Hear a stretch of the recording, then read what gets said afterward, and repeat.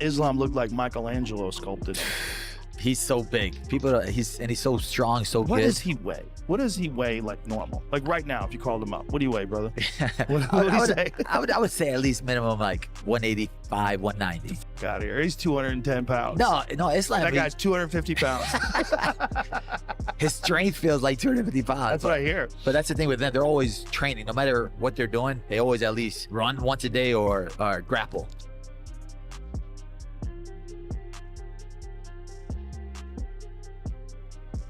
The most important thing starting out when you fight Makhachev, you have to meet his feints. He does a lot of feints, a lot of fakes, and if you don't meet those, he's going to be able to push you back, and he's going to be able to put pressure on you just with that. And if you can't meet that, then it's kind of a downhill fight.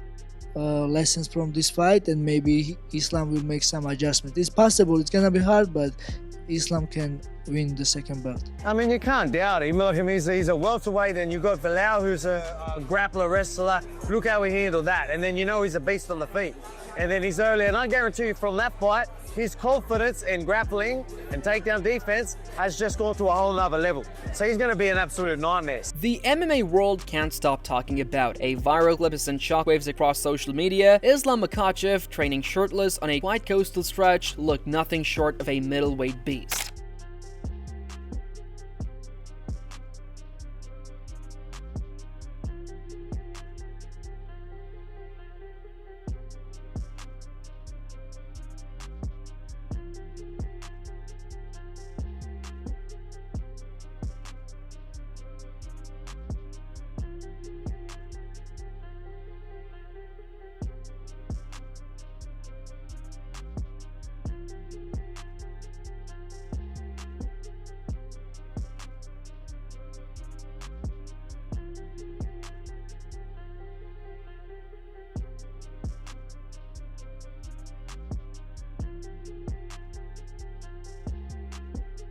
His Dagestani-style workout, raw and primal, was so intense that even Joe Rogan couldn't hold back his disbelief. Massive was the word everyone was using, and suddenly UFC 322 has become even bigger. Islam Makhachev is huge. I mean, that guy, how he makes 155 is, I don't understand it. Every time I stand next to him, I'm like, how are you 155? How much do you think he walks around? He's got to be 190-ish, in the 190 range. He's got to be. That's what he looks like to me. I never saw him in a person. Yeah, he's thick. He's thick and big. He's not a 155-pound man. The footage filmed in Dubai showed Makhachev wrestling on the beach, drenched in sweat, every muscle defined, moving with the precision of a machine built for dominance. It wasn't just fans who were stunned, it was analysts, fighters, and legends across the sport. For his sixth straight title fight, Makhachev looked larger, sharper, and more dangerous than ever before. And with UFC 322 just weeks away, the debate exploded. Could this new, heavier Islam be unbeatable?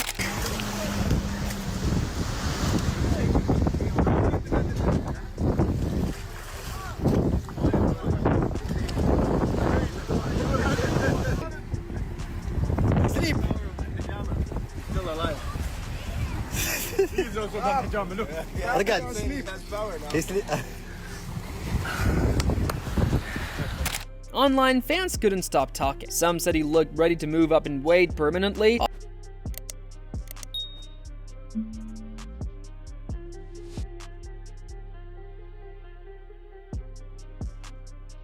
Perfectly, if his power grows with that size, UFC 322 could get scary.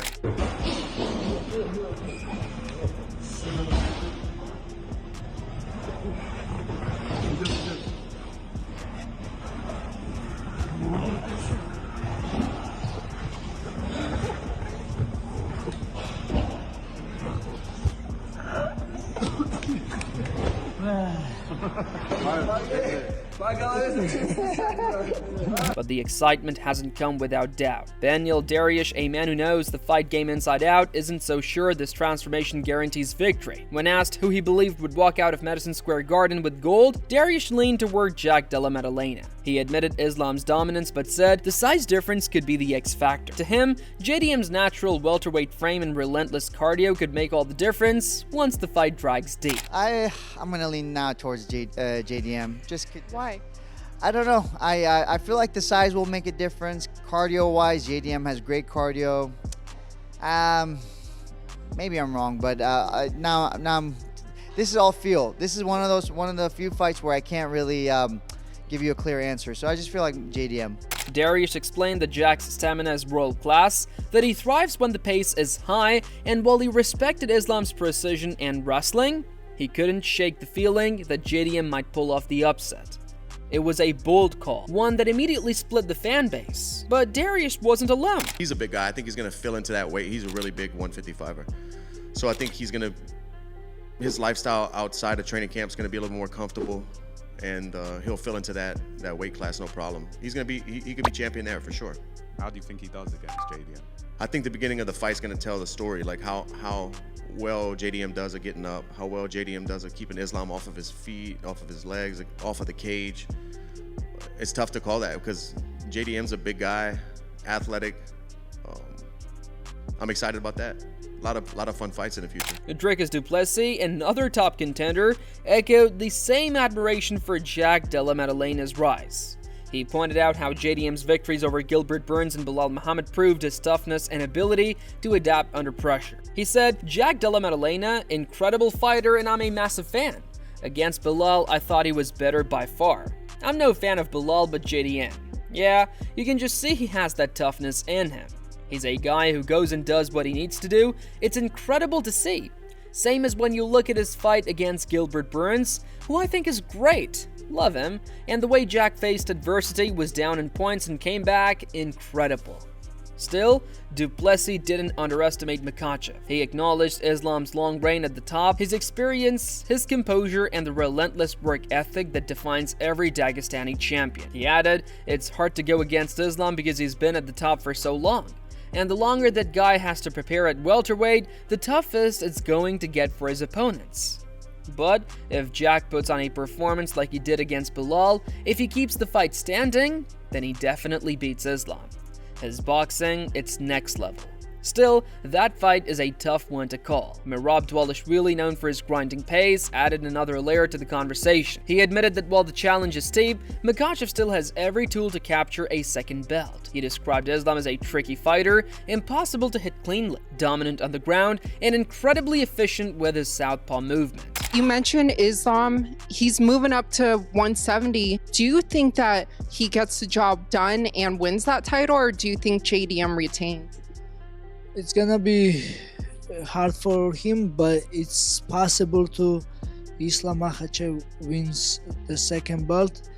JDM is great fighter, great striker, but Islam is tricky. He has a good wrestling, and he's southpaw. He don't get hits, but he takes people down and he mauls people down. Dvalishvili reminded everyone how Makhachev studies his opponents meticulously, and after watching JDM's last fight against Belal, he's certain Islam will make all the right adjustments.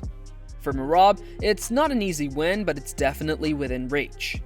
So, and also we all see the JDM Belal Muhammad's fight, and then I'm sure Islam will take lots of lessons from this fight, and maybe Islam will make some adjustment. It's possible, it's gonna be hard, but Islam can win the second belt. Meanwhile, Jack Della Maddalena himself has been laser focused on one thing: delivering a finish that will shake Madison Square Garden, and he knows exactly what's coming. Islam will wrestle early, and he's ready for it. Jack's strategy is simple: stay calm, stay sharp, and create moments of damage before the takedowns come. He spent weeks analyzing how Belal failed to capitalize early, and he refuses to repeat those mistakes. I mean, you can't doubt him. Look, he's a welterweight, and you've got Belal, who's a grappler, wrestler. Look how he handled that. And then you know he's a beast on the feet. And then he's early, and I guarantee you from that fight, his confidence in grappling and takedown defense has just gone to a whole nother level. So he's going to be an absolute nightmare. So it'll be good. I'm hoping to get some training with him for this one as well. But we'll tee something up for sure. But I mean, JDM, mate, he's a weapon. So I mean, I know that Islam's not taking this one lightly. So and he shouldn't. In interviews, Jack said he expects the first round to be heavy with grappling, a test of who can impose their will faster. But make no mistake, he plans to make this fight a spectacle. His goal isn't just to win, it's to end it with a statement finish, a knockout that could blow the roof off Madison Square Garden. He knows what it would mean to beat the pound-for-pound king moving up in weight, a dream that could redefine his career forever. Challenging 5-round title fight, so just working on a solid game plan and then going to put it together on November 15. You feel like you're going to finishing this one? I'm going to go for it. I would love, obviously that'd be the best case scenario, get the finish. I can see it happening. I can see it blowing the roof off MSG, taking out pound for pound number one with no doubts. Finish would be the dream. And if there is anyone who believes in him fully, it's his coach, Ben Vickers. Vickers has studied Makhachev closely, especially the fight against Dustin Poirier, and he's convinced Jack can exploit the same weaknesses. He pointed out that Islam didn't handle damage well when Poirier connected, and that JDM's pressure and size couldn't make that problem even worse. According to him, Makhachev has never faced a striker as complete and aggressive as Della Maddalena. Well, the first jab he took, Poirier only hit him once in the first round, and the first jab he took, when he got the takedown afterwards, he was like wincing and like rubbing his eye. I just feel like he's not used to taking damage. He's not used to being in tough fights with someone pushing the pace. And he's been knocked out before. So, listen, and Jack's got size on him. But Bilal's the perfect like warm-up fight if you're going to fight Makhachev. So, but anyone.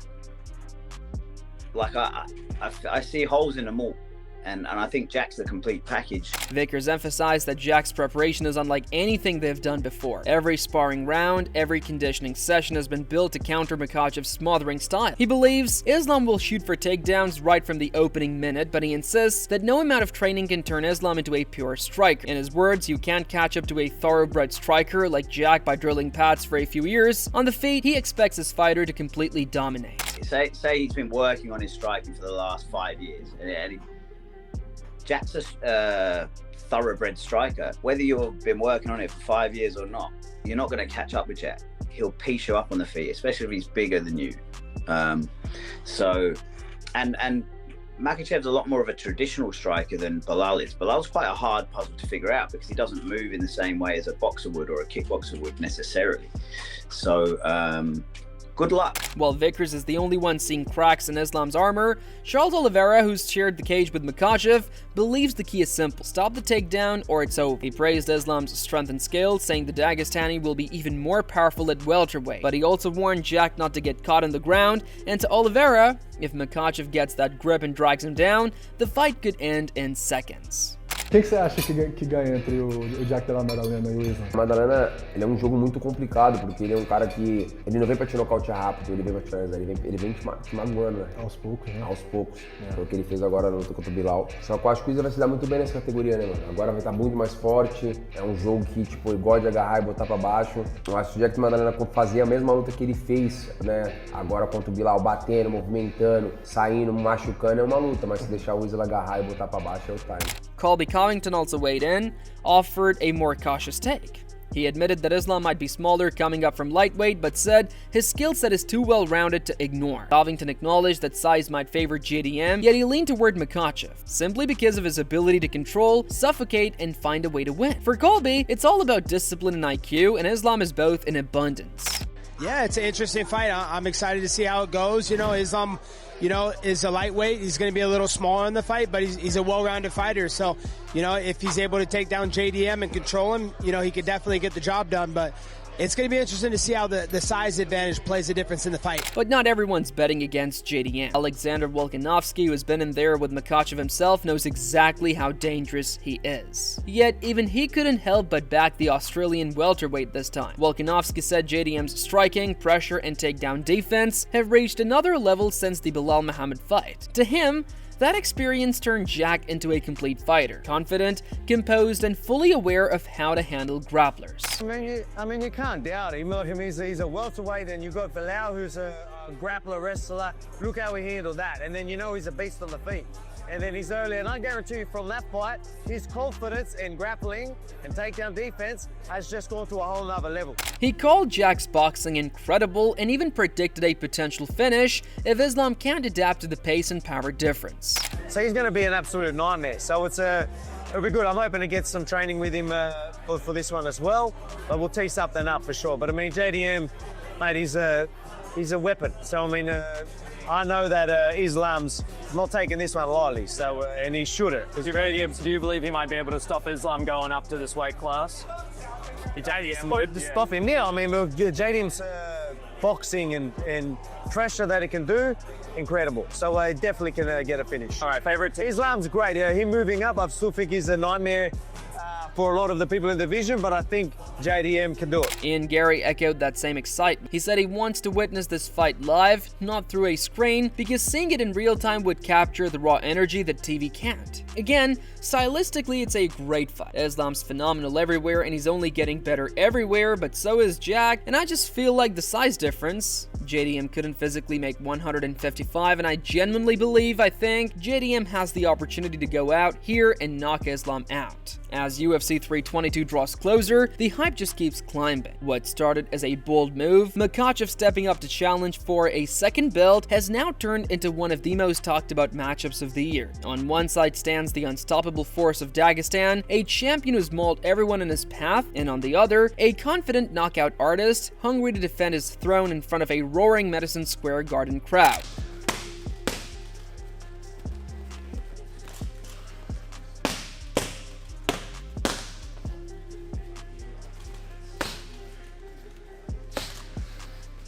Islam's fans see a destiny, a future two-division king, carrying Dagestan's legacy into another weight class. Jack's supporters see defiance, a man refusing to let anyone walk into his division and take what he's built. And somewhere in between stands Joe Rogan's voice of shock, echoing what millions felt after seeing that viral training clip. Islam Makhachev looks massive, maybe even unstoppable. Islam looked like Michelangelo sculpted him.